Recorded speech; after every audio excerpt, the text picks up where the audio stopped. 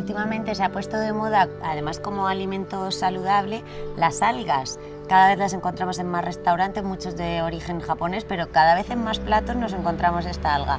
Se habla de ellas incluso como un superalimento. ¿Tú crees que son beneficiosas? Bueno, vamos a ver, no son ningún superalimento. Y con respecto a que sean beneficiosas o no, pues como siempre depende de la cantidad que tomemos y las veces que las tomemos a la semana. Si las tomamos como condimento o como ingrediente de algunos otros platos, pues sí tienen algunos componentes que pueden ser beneficiosos para la salud, pero no con ese halo de tremendamente beneficiosas con las que muchas veces nos quieren confundir. Vamos a hacer entonces como hacemos con otros alimentos y a desgranarlo, aunque sea de manera general, la composición nutricional. Vale. ¿Qué tienen de grasas, por ejemplo? Vamos a ver, con respecto a las grasas, las algas tienen, tú sabes que están los ácidos grasos omega 3, los ácidos grasos poliinsaturados omega 3, que son muy beneficiosos para la salud, porque disminuyen el colesterol, dilatan los vasos sanguíneos, disminuyen los triglicéridos, etcétera, y que fundamentalmente dentro de estos ácidos grasos omega 3 hay dos, el EPA y el DHA. Las algas contienen DHA, de hecho los peces se alimentan de estas algas muchas veces y eso hace que su grasa tenga más de este componente, ¿no? Eso sería, por ejemplo, un efecto beneficioso que pueden tener las algas y es este ácido graso omega 3, ¿vale? Pero el problema es que para tomar una cantidad considerable de este ácido graso tendríamos que tomar una gran cantidad de algas y probablemente tomar gran cantidad de algas no es bueno para la salud. En cuanto a las proteínas, ¿qué nos aportan? Bueno, siempre se ha dicho, se ha hablado incluso de que si las algas iban a ser la despensa de la humanidad, porque iban a ser el alimento del futuro y todo esto, debido a su gran cantidad de proteínas que contiene. Vamos a ver. Realmente cuando tienen muchas proteínas es cuando se hace un extracto o un concentrado, pero cuando uno toma el alga como tal alga no tiene una gran cantidad de proteínas. Por ejemplo, la alga nori, que es una de las de consumo más frecuente, tiene 6 gramos de proteínas por cada 100 gramos de alga, pero es que nadie se toma 100 gramos de alga, o en principio tampoco sería aconsejable. Otra alga muy conocida es la wakame. Esta tiene pues como unos 3 gramos de proteínas por cada 100 gramos de alga. Por tanto, cuando tomamos pequeñas cantidades, que serían más o menos lo adecuado, pues la cantidad de proteínas que nos aporta tampoco es tan grande.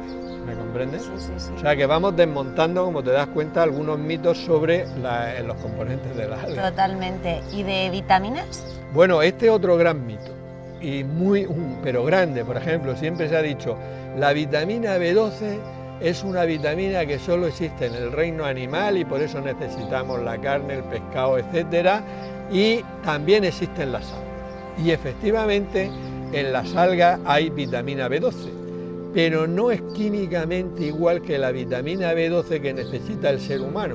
Es un análogo sería una molécula muy parecida, pero no exactamente igual. Bien, pues entonces se ha visto que incluso, por ejemplo, la espirulina, que es un alga de consumo bastante frecuente, que tiene una gran cantidad de vitamina B12 de esta, si se toma esta espirulina en cantidades importantes, esta vitamina B12, que no es útil en el ser humano, sí es útil para las bacterias, pero no para el ser humano, dificulta la absorción de la vitamina B12 que necesita el ser humano, o sea que hasta puede ser un poquito contraproducente.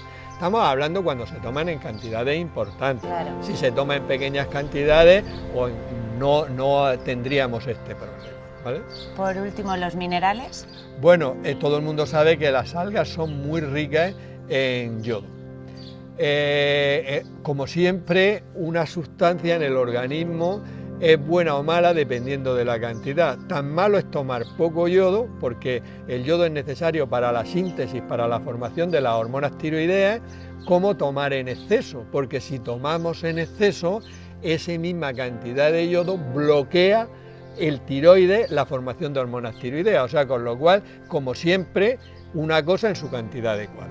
Entonces, las algas, tomadas en pequeñas cantidades, de nuevo son beneficiosas porque son muy ricas en yodo, pero Si tomamos una cantidad considerable, probablemente tomemos iodo de más y eso nos puede incluso bloquear la formación de las hormonas tiroideas.